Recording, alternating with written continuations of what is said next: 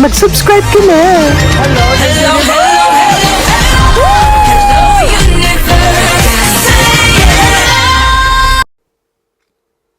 Hello mga buweks! Magandang gabi sa inyong lahat. Galaw-galaw para hindi mapaimbornal. Hello sa ating mga subscribers dyan. Ganun din sa ating mga new subscribers. Welcome to Parade of Beauty. If you are here tonight, welcome to the new era of beauty. Beauty is in you. O, Jimba. Hello mga buweks, kamusta naman kayo? Ayan, galaw-galaw ha, para hindi kayo mapaimbornal. Sa mga nanonood po sa atin dyan, 1 million viewers. Please don't forget to subscribe to my channel. Click your notification bell para mas updated kayo sa ating mga chika everyday and night sa mundo ng pageantry. And please like this video para hindi may stroke. Diba? Charot lang. Anyway mga buweks, ito na no. Bago tayo magsimula, hindi ko alam kung ako lang yung nakakapansin this year, no? Na medyo nakakalungkot itong taon na ito, no? Kung isusuma total, actually, dapat gagawin ko to sa sa December, pero ngayon na lang, para fresh pa yung mga kaganapan, no? Sa beauty pageants. But anyway, ayun nga, no? Medyo nakakalungkot lang itong taon na to dahil sa natamo or kinalabasan ng resulta ng Pilipinas sa mundo ng pageantry. Sa Miss Universe, sa Miss International, sa Miss World, sa Supranational, ano pa ba? Sa Miss Cosmo, sa Miss Earth, di ba? Isama na natin dyan yung Miss Grand International. Pero bago tayo magsimula, yan ang pag-uusapan natin ngayong gabi. Bago tayo magsimula, gusto ko lang isingit ito. Sa Miss Cosmo, ang daming pangako ng organization. Nandyan yung 100,000 US dollars na papremyo. Hindi natin alam kung naibigay na yan o hindi pa. So, well, kung naibigay man o hindi pa, it's none of our business. Bahala na si Bawang dyan. And then yung $1 million for charity. So, hindi pa rin natin nakikita yun. Although, sige, sabihin natin, pagbigyan muna natin sila, maaga pa lang naman nung nakoronahan si Ketut, di ba? And then yung luxury car, hindi pa natin nakikita. Nakita na natin yung expensive or yung opulent first class apartment de Ketut sa Vietnam. Pero may iisang bagay na bumulaga sa akin ngayong gabi. Kasi nag-upload sila ng video ng travel ni Ketut from Vietnam to Jakarta, Jakarta to Bali. Actually, ngayon lang nila in-upload siguro dahil mga editing. Kasi nasa Bali na sila, di ba? Kasi ina-edit pa. But anyway, parang late update ito. So, napansin ko, bakit si Ketut at si Bawang ay nasa economy class.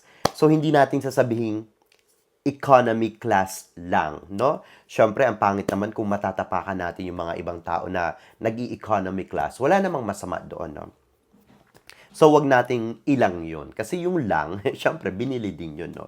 Ginasusan din. Pero, di ba may pangako sila? May pangako sila na eto yung magiging ganyan, ganito yung magiging ganito, and then merong first class jet, private jet plane. Di ba? So, nasaan na yun? Medyo nakakalungkot lang sa part kung iisipin mo, paano na lang kung si Atisa Manalo pala yung nanalo? Di ba? Sa Miss Cosmo.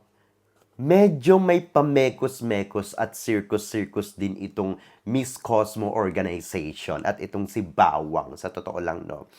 Kasi kitang-kita sa video nila ini-screenshot ko lang ito. Nasa economy class sila. So, nasaan ang sinasabing private jet plane? Diba? Or expensive private jet plane for travel, di ba? Nakakalungkot lang, nakakaloka lang, parang ano tong nangyayari na ito, di ba? Hindi napapangatawanan kung ano man yung mga sinabi nila nung press conference nila. Or baka walang masyadong kinita yung organization during nung competition, di ba? O baka naman mas malaki pa yung inilabas nilang pera during the whole duration ng competition, lalong-lalo na sa coronation night. Kaya hindi na nagampanan kung ano yung mga plano na ipinangako nila sa mga tao, ganun din sa mga kandidata. 'Di ba? So minsan kasi pag nagbubuga, kailangan talaga ready ka no? Kung hindi ka ready, tapos kung iaasa mo lang yung papremyo mo, yung mga pasabog mo, nagagastusin mo sa yung organization, kung iaasa mo lang sa mga pageant fans sa buong mundo. Kasi may mga pa-votings yan, may mga ganito, ganyan-ganyan, di ba? Ang dami nilang pa-votings. Tapos magbabayad ka. So, ibig bang sabihin nito, hindi nila nakuha yung quota para ayan, no? Matuntunan yung kanilang mga ipinangako, matustusan, maging makatotohanan yung kanilang mga ipinangako. So, nalugi nga ba ang Miss Cosmo organization? O baka naman talagang mekus-mekus lang ito at wala naman talaga? 'Di ba? So, ang sinasabi pa dati, ang may-ari talaga ng organization ay isang bilyonaryong business family sa Vietnam, at si Bawang nga daw ang kumbaga national director or CEO ng Miss Cosmo. So siya yung nangangalaga, hindi talaga siya yung may-ari. So ano ito? Nasaan na yung mga pangako, at kung talagang milyones or bilyonaryo yung may-ari ng organization, so ano nangyari doon? Nakakalungkot kasi ang dami nating hindi nakikita na mga ipinangako nila during the press conference, no?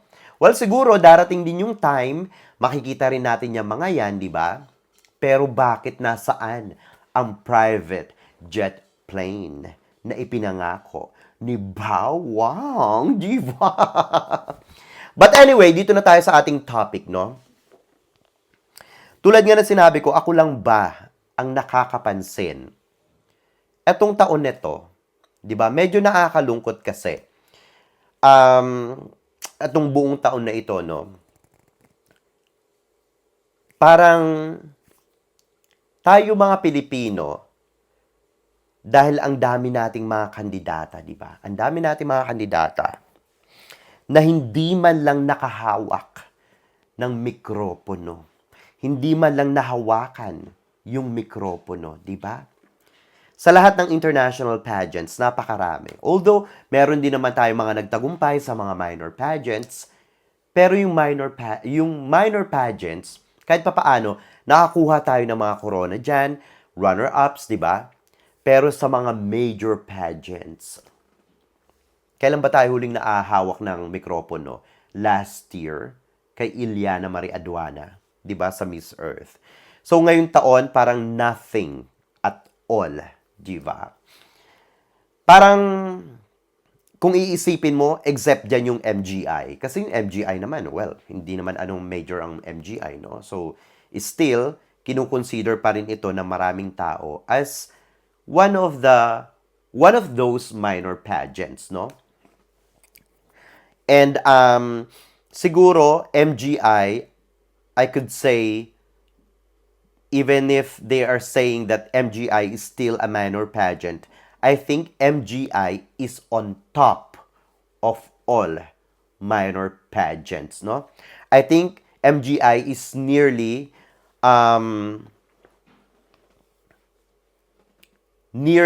to be one of those major pageants.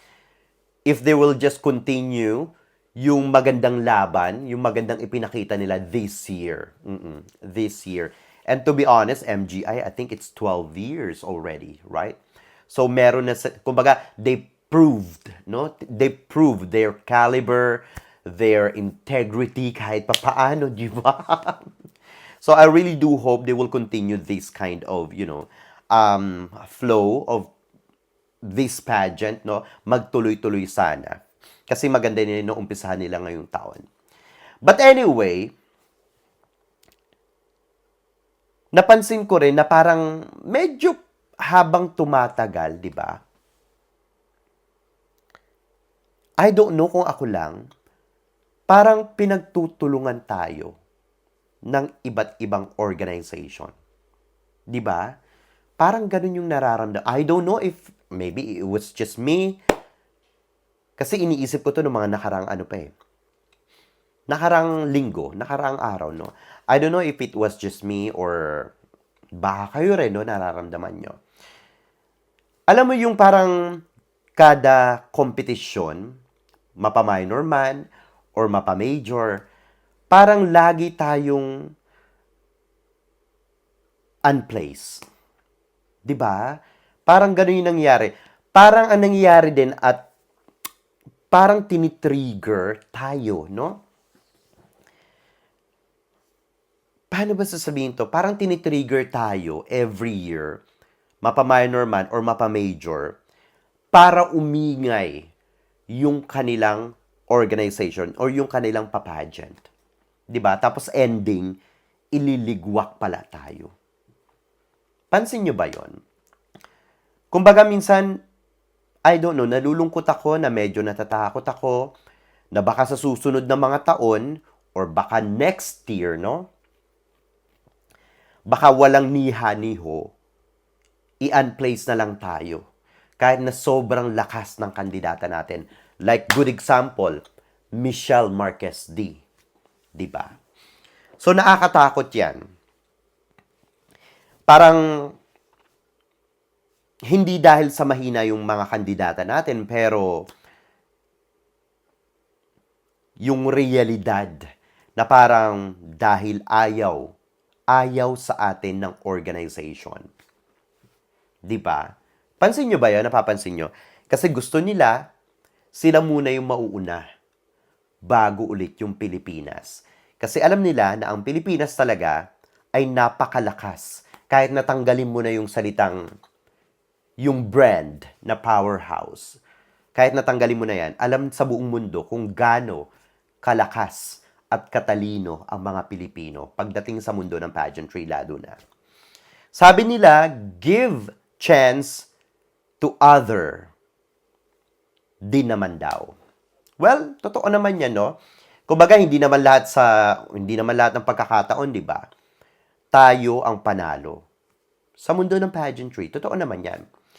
Pero syempre, paano mo bibigyan ng chance yung iba na manalo kung yung Philippines naman ay very deserving ding manalo? 'Di ba? So parang it's kind of 50-50 din naman ito. Hindi naman tayo madamot. Kung alam naman natin na yung inilaban ng Pilipinas ay so-so lang, ibig sabihin so-so, 50-50. So, alam natin kung paano tayo tumanggap ng pagkatalo. Pero kung alam nating hindi tayo katalo-talo, doon nagwawala ang mga Pilipino. Alam nyo yan, di ba? So kasi minsan ito super taas din. Super taas lang din ng, kumbaga, yung expectations natin. Di ba? Yung expectations natin, lalong-lalo na nung iba nating mga kababayang Pilipino. No? Kumbaga, minsan sasabihin natin acceptance lang talaga kasi nga may mga iba naman talaga na deserving. Meron naman talaga. Oo. Hindi naman lagi ang Philippines. Pero ganun talaga, baka minsan kasi, no, kahit na deserving ang Pilipinas, nagiging mekos-mekos na nga, lalo na ngayon sa mundo ng pageantry, ang pinag-uusapan dyan ay business talaga. Business na lang. Pansin nyo, after ng pandemic, parang lahat na lang business talaga. Lalo na ang beauty pageants. Parang business or money matters na lang yung karamihan sa mga beauty pageants or yung mga organizations, di ba? Parang majority na nga eh, di ba? Siguro, ang maganda gawin natin, let's just appreciate, di ba? Let's just appreciate na lang, especially yung ating mga queens, yung ating mga kandidata sa kanilang mga effort, pagpupuyat, paggastos, paglaban, daladala ang pangalan at bandila ng Pilipinas sa international pageant. I think that's the most important thing that we can do. 'Di ba? Na pwede nating maiambag para sa kanilang laban. To be honest, ayokong isipin ito pero parang hindi ganun ka-successful. Hindi ko naman sinasabing hindi successful. Parang hindi ganun ka-successful etong taon na ito para sa atin, sa pageantry. Well, it could be kung hindi lang tayo na mekos-mekos. Alam ko gasgas na yung salitang mekos-mekos or dinaya kasi tulad nga ng sinasabi ko sa inyo, ang Pilipinas marunong tumanggap ng pagkatalo. Pero nararamdaman natin, napanood natin, definitely alam natin kung kailan tayo bubuga or kailan tayo mananahimik. Diba? Eto ha, minsan kasi parang naiisip ko dahil tayo din yung bansa natin, no? Yung napakaingay ba? 'Di ba? Napakaingay. Minsan or kadalasan maraming drama, marami ding bitterness, 'di ba? Kumbaga ayaw nating malamangan, 'di ba? Well, ganun talaga, 'di ba? Gusto natin syempre tayo yung mangunguna din, 'di ba? Kasi alam natin yung kalibre natin. Ayaw nating malamangan at laging iniisip na mas magaling kesa sa iba. Well, ganyan kasi yung mentalidad ng Pilipino kasi alam natin, lalong-lalo na sa pagdating sa salita ng pageantry, no? Alam natin na yung Pilipinas ay talagang may todo-todong maibubuga, di ba? Kumbaga, I am with everyone else in believing that we have beautiful candidates and are truly strong to get the crowns. Minsan lang kasi yung OA lang natin. Kumbaga yung pagka-OA natin, di ba? Yung mentality, minsan yun yung nakakasira. Di ba? Kasi minsan, or kadalasan, may kandidata tayong lumalaban, imbis na suportahan, hinihila pa pababa. Di ba? Na mga kababayan nating Pilipino, ha? Ang daming drama, ang daming groups, no? Yung nag-unite pa itong mga groups na to, kahit yung mga pageant pages, kumbaga na beyond normal na yung how we support our candidates. 'Di ba? We would post a lot of illustrations, yung mga pictures, at kung ano-ano to prove para mapatunayan natin, no, na tayo talaga ay mas magaling kesa sa iba, 'di ba? Lahat 'yan gagawin natin. Minsan, kinikriticize pa natin, di ba? Halos lahat. Kinukumpara, and so on and on and on. Kaya minsan tayo din talaga yung inaasar at binubuli, di ba? Dahil ayaw nating magpalamang. Di ba? Nakarelate ba kayo? Maraming pagkakataon na lagi nating pinuprove na we are a powerhouse, di ba? Sa mundo ng pageantry. Kahit kung tutuusin mga lang kung tutuusin parang hindi naman na talaga natin kailangang i-prove. Hindi na natin kailangang i-prove or ipangalandakan sa lahat na tayo ay powerhouse country, di ba? I hope parang, kasi kumbaga, nandyan na yan, alam na yan, ang buong mundo, no? I just hope na maging subtle tayo next time. Yung cool lang, relax lang, pero nandun pa rin yung sobrang solid na suporta. Bilang isang Pilipino, bilang mamamayang Pilipino, para sa ating mga kandidata rin, di ba? Ito ay opinion ko lang opinion ko lang ito. Yung mga naobserbahan ko, kung bakit masyado tayong hot topic. Napakainit natin, no? Napaka-kontrobersyal. At nararamdaman natin, nakikita natin, na talaga namang pinagtutulungan tayo ng bawat organization. 'Di ba? They are keeping an eye sa atin, 'di ba? Talagang tinututukan tayo.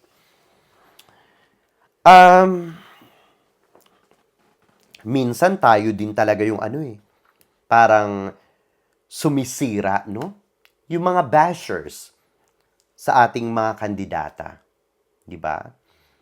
Tapos, sinisiraan din yung ibang kandidata kahit naman walang dapat na ikasira doon sa kandidatang yun, no? Tapos, ang nangyayari pa nito, walang pakundangan sa mga pagbabato na mga comments, mga pangit na comments sa social media. Hindi lang sa ating kandidata, ganun din sa kandidata ng ibang bansa. Pag may nanalo, kumbaga may nanalo sa national pageants, may nanalo sa international pageants, imbis na mag-celebrate ng victory. Pag hindi nila kandidata yon, yung ating mga kababayang Pilipino, pag hindi nila kandidata yon, imbis na makisaya. Merong iba, I'm proud to be a Filipino. Di ba? May mga ganon. Nakiki-proud. Which is okay lang naman kasi Pilipino sila, no? Pero marami din sa iba na imbis na matuwa, dahil nga hindi nila ito bet, di ba? Na kandidata, lalong-lalo na sa Miss Universe Philippines, specifically, hindi ina-accept. Di ba? Mula umpisa ng pagkapanalo hanggang dulo, kahit na nakalaban na ng international pageant, kahit na nakakuha ng karangalan para sa ating bansa, hindi pa rin ina-accept. Binabash pa rin ng bonggang-bongga. At ang pinakamalala pa doon, mas tinitingnan pa yung ibang bansa or yung ibang kandidata sa ibang bansa na halos sambahin na ito. Sambahin na ng bonggang-bongga. Kumpara dito sa ating sariling pambato na kababayan nating Pilipino or Pilipina. Ang saklap yan, mga Bex. Ang saklap niyan. Napakasaklap niyan. Yung parang mismong kababayan natin na lumalaban sa international pageant, imbis na ating suportahan, hindi mo nga siya hinihila pababa. Pero, iba ang manok mo. Wala sa'yo yung sinasabing loyalty. Okay lang naman na humanga ka sa ibang kandidata sa ibang bansa.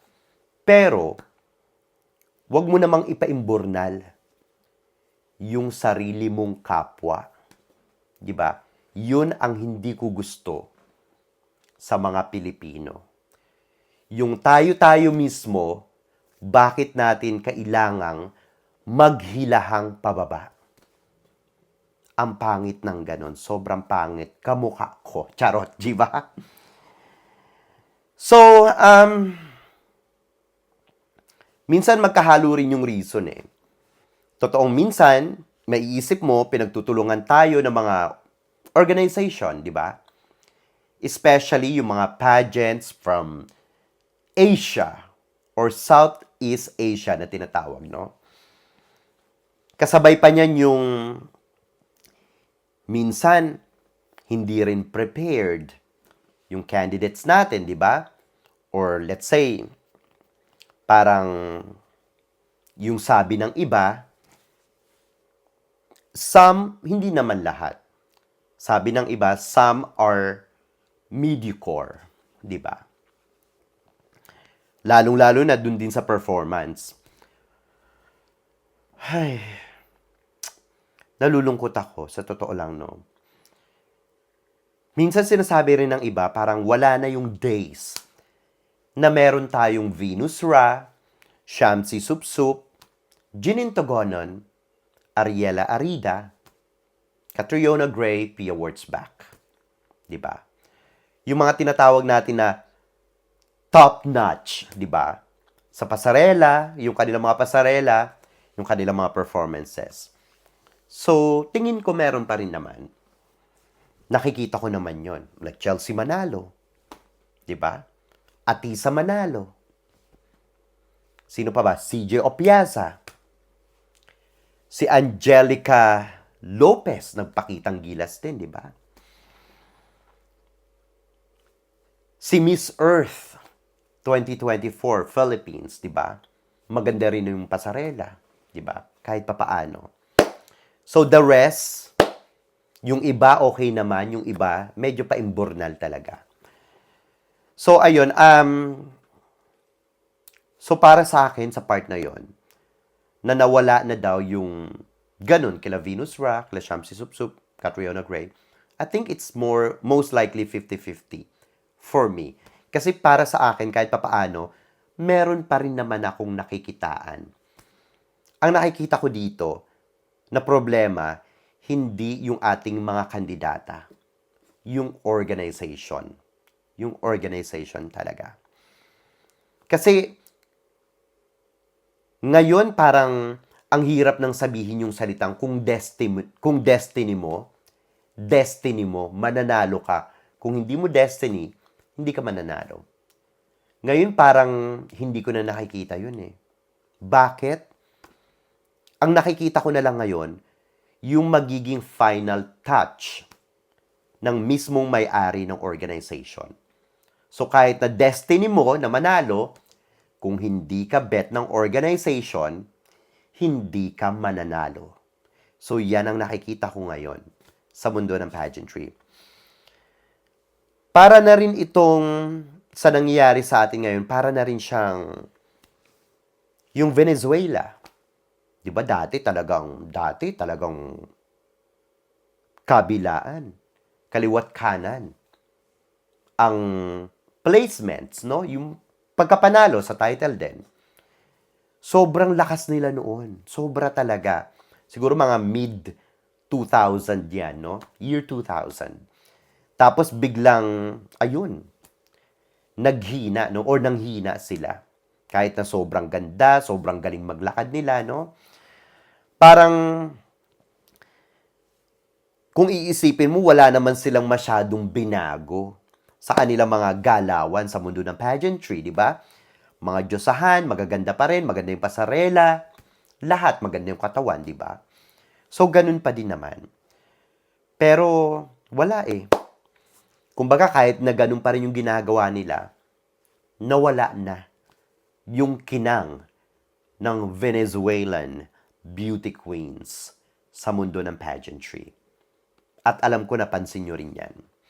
Kaya syempre, siguro nahirapan na rin si Osmel Zoza sa mga naging resulta sa mga previous pageants, no?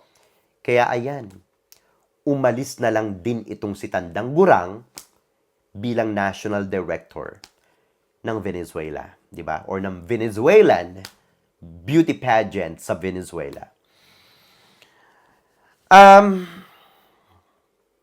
Sabi nga ng iba, sobrang OA kasi kadalasan ng mga Pinoy, hindi lang daw tanggapin o hindi na lang tanggapin yung resulta, no, ng bawat pageants na nilalabanan ng ating mga kandidata. Mapa male man or female candidates, no, ng Pilipinas. Hindi na lang daw tanggapin yung resulta kung patuloy ang mga Pinoy sa ganito daw pag-uugali, malamang pag-iinitan talaga tayo lalo at hindi talaga makakapasok sa higher place or placement ang Pilipinas. Well, kaya lang naman nagiging OA ang mga Pinoy kasi dahil din sa mga hindi nagiging magandang resulta na mga pageants, di ba? So kung yung ka-OA-yan ng Pinoy ang inirereklamo ng iba kapag natatalo tayo, paano naman yung ka-OA-yan din ng mga Pinoy kapag nananalo tayo? So yun, okay lang yun. Pero pag naging OA tayo dahil natalo tayo, dahil alam nating may karapatan tayong mag-penetrate sa beauty pageant na sinalihan nila, so bawal pala yung ganun. 'Di ba?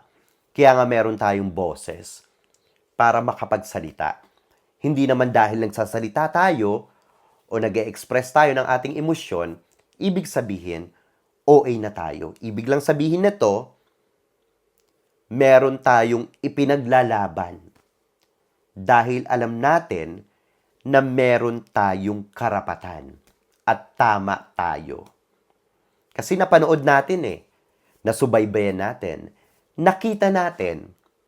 So kahit na hindi tayo yung mga judges doon, alam natin sa sarili natin, yung talagang totoong kalibre, napakataas na kalibre ng isang Pilipina or Pilipino pagdating sa beauty or international beauty pageants. 'Di ba? Oh well, mga buweks, no?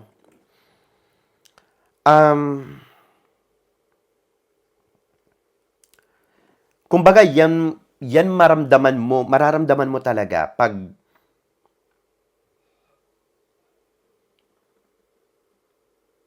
ikaw talaga ay isang number one fan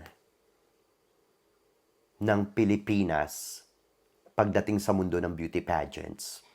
Kung ikaw talaga ay number one supporter ng Pilipinas at yung loyalty mo ay nandyan sa ating bansa. Kada laban ng isang Pilipina or Pilipino sa isang beauty pageant or international beauty pageant, ikaw mismo ang isa sa mga una na makakaramdam ng lungkot dahil sa mga pangyayaring ito, lalong-lalo na nung nakaraang taon hanggang ngayon, pagdating sa mundo ng beauty pageants. Ito po ay aking opinion lang. I'm pretty sure kayo nalulungkot din kayo. I really do hope hindi dumating yung punto na parang gagawin na lang tayong palamuti or backstage or a props or a clapper sa international pageant. Di ba? Nakakalungkot yung ganun. Kasi ito yung ilang beses na itong nangyari sa USA, ilang beses na nangyari ito sa Venezuela, sa napakaraming international pageants, di ba? Pero naniniwala pa rin ako. Matalo man tayo, hindi man tayo mag-place, naniniwala pa rin ako. Every year, magpe-penetrate ang Pilipinas sa first cut, second cut, or even sa third cut. Pagdating dun sa pinakahuli, dahil nga ayaw nilang pahawakin ng mikropono ang Pilipinas, hindi malabong mangyari yon, pero, syempre, naniniwala pa rin ako sa tunay na kalibre ng isang Pilipino or Pilipina na lumalaban sa international pageant. Kaya ako, sa puso ko, sa isip ko mga bweks, loyal ako sa Pilipinas at sana kayo rin. Diba, mga bweks? Anyway, mga bweks, anong masasabi nyo dito sa ating mga chika ngayong gabi? Mag-ingay kayo sa ating comment section para makita ko rin ang inyong mga opinyon. Hanggang sa susunod nating mga chika-chikahain. Bye for now, mga bweks, and I love you all. Bye! See ya!